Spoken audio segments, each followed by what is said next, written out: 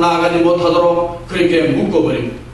마음 깊이 죄의식 속에 가둬버린 거야. 너는 죄인이다. 네가 죄인이 뭐 말할 거느냐. 죄의식으로 자꾸 자신을 학대하도록 만들어버립니다. 시편 19편 12절 이하에 보면 다윗은 이렇게 고백했습니다. 자기의 허물을 능히 깨달을 자는 누구리요.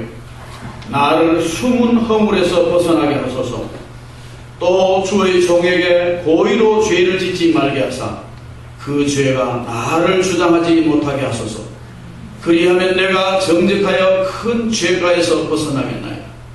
다윗이 죄를 범하고 난 이후에 그 죄가 자기를 주장한다는 걸 깨달고 얼마나 불행감을 느꼈는지 몰라요. 다윗이 특별히 자기의 충신 우리아 장군의 아내 바세바를 범해버렸죠.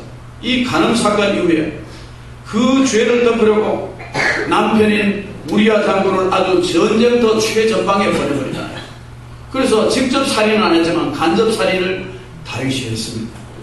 그리고 바세바를 궁으로 데려가서 비를 삼잖아요. 겉으로는 어느 누구도 이쁜 것 한 사람 없습니다. 다 덮은 것 같아. 누구도 문제 삼지 못하게 처리했습니다. 그렇지만 그의 마음 안에는 죄가 단단히 그의 마음을 묶고 있었던 것입니다. 이게 얼마나 고통스러운가. 죄에서 벗어나려고 몸부림쳐보지만 허사였습니다. 그는 종일 신음하게 된 마음이 황폐화됐던 것을 시로 표현했습니다. 시편 32편 1절에서 5절 이하의 말씀에 보면 허물의 사함을 받고 자신의 죄가 가려진 자는 복이 있도다. 허물 용서받고 죄가 가려진 자가 정말 복이 있다는 걸 깨달았다. 주의 손이 주야로 나를 누르시오니 내 진액이 빠져서 여름 가뭄에 마름같이 되었나이다. 내가 여기를 내 허물을 여호와께 자복하리라 하고 주께 내 죄를 아뢰었고 내 죄악을 숨기지 아니하였더니 곧 주께서 내 죄악을 사하셨나이다. 자기는 제일 행복한 사람이 어떤 사람이 깨달으면 허물의 사함을 받은 사람, 죄가 죄 없는 듯이 가리움을 받은 그 사람이 정말 행복한 사람인가. 죄 짓고 난 뒤에 죄책에 살면서 깨달았다는 거예요. 죄 짓고 나니까 주님의 손이 밤낮으로 자기를 마음을 억누르는 듯한 이 고통을 느꼈다는 것입니다. 마치 자기 진액이 싹 다 빠져나간 듯 여름 가뭄에 바짝 마른 땅처럼 그렇게 자기는 완전히 말라 비틀어지듯이 그렇게 고통을 당했다는 거예요. 그때 이제 내가 하나님 앞에 내 죄를 자복해야 되겠다 하고 자기 죄를 낱낱이 하나님 앞에 울면서 침상과 요를 적시면서까지 회개했는데 주님께서 그 회개를 받으시고 자기의 죄악을 사해 주셨다는 것입니다. 여러분, 죄를 자백하고 고백하면 용서받는 줄 믿으시기 바랍니다. 예수 그리스도의 피값으로 우리가 용서를 받을 수 있는 거예요. 더 이상 죄책에서 묶여있을 필요가 없는 것입니다. 죄를 범하고 가책을 느껴보고 시달려본 다윗이 고백하는 고백인 것입니다. 사랑하는 여러분, 성경 속에 속죄의 가르침이 있습니다. 하나님 아들 예수 그리스도를 믿음으로 죄의 가림을 받고 죄가 씻음을 받고 죄의 사함을 받았다고 속죄의 길을 분명히 제시해 주었습니다. 오직 한 길, 예수 그리스도뿐이라는 것입니다. 그리스도만으로 죄 문제를 해결할 수 있다고 가르쳐주고 있는 것을 굳게 믿으시기 바랍니다. 양심이 마비된 사람을 제외하고 사람이 죄를 범하고 마음이 편한 사람은 한 사람도 없을 것입니다. 죄는 사람의 마음을 불안케 하는 것입니다. 죄는 인생을 불행하게 만드는 것입니다. 죄에서 풀려지고 사죄를 받지 않고는 늘 불안이 상존하고 안정감이 없는 것입니다. 죄는 자기 마음의 자유를 묶어버리는 사슬입니다. 죄는 하나님 앞에 회개해야만 풀려지는 줄 믿습니다. 예수 그리스도 이름으로 회개할 때 묶였던 죄에서 풀려지고 자유를 얻게 되는 줄 믿으시기 바랍니다. 사랑하는 여러분, 우리가 알고도 지은 죄가 있고 모르고도 지은 죄가 있습니다. 회개하여 진정한 자유자가 되시기를 주님의 이름으로 축원합니다. 더 이상 죄가 여러분의 마음을 묶지 못하고 여러분의 행복을 가로막지 못하도록 여러분 죄의 문제를 해결하시기를 주의 이름으로 축원합니다. 예수님 당시에 유대인들이 자유롭지 못한 사람들이었습니다. 그들은 자기 초생 때 하나님께서 행복을 위하여 주신 율법, 그 율법을 믿고 율법을 따르려고 살고 있었는데 오히려 그 율법이 자기의 행복을 가로막고 있다는 것을 깨달았습니다. 그렇게 소중히 여기던 율법이 행복을 주지 못하고 그들을 오히려 얽매고 있었던 것을 깨달았습니다. 율법에는 죄의 삭은 사망이라고 합니다. 율법에서 우리 모두 가보니까 내가 사망 선고를 받은 사람이 똑같네요. 율법에서 깨달았습니다.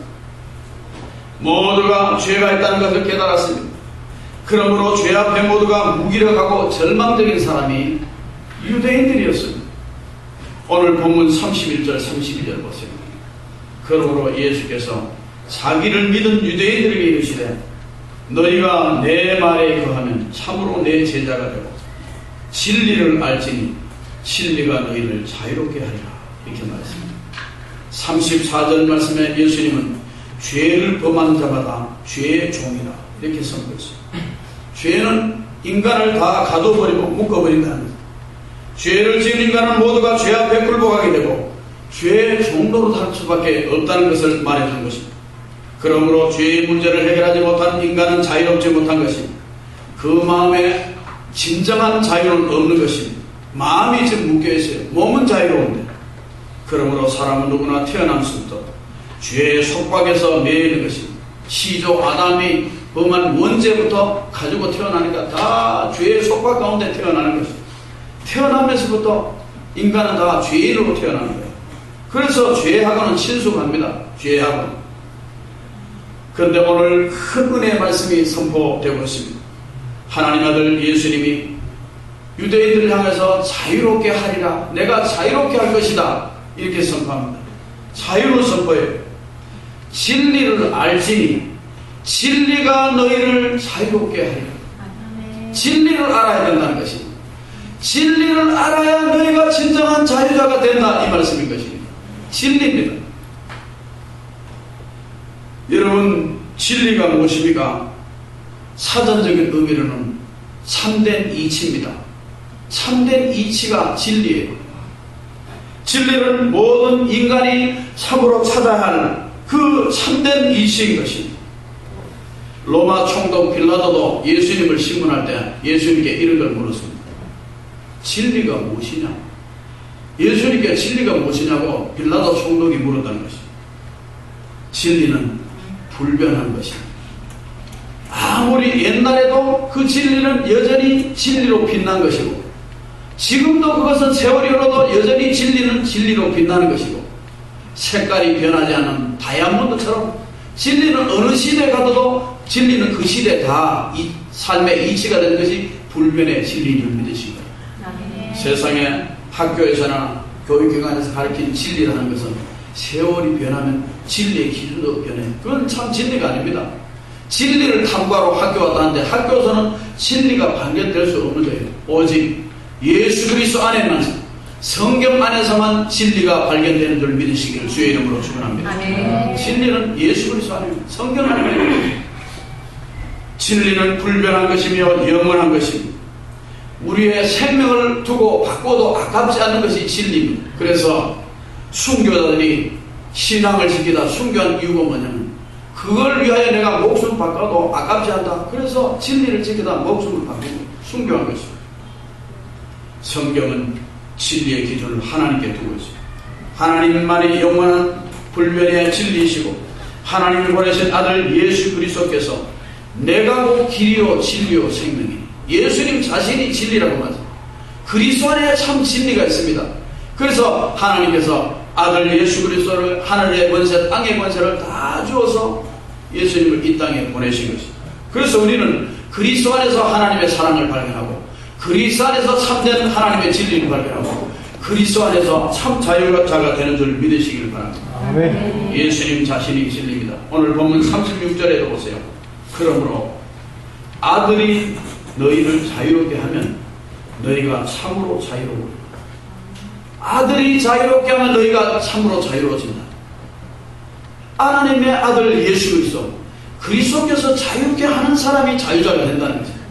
요한 1서에 보면 아들이 있는 자에게는 생명이 있고 아들이 없는 자에게는 생명이 없느니라. 하나님의 아들 예수 그리스도가 있는 자가 생명이 있고 없는다는 생명이 없대요.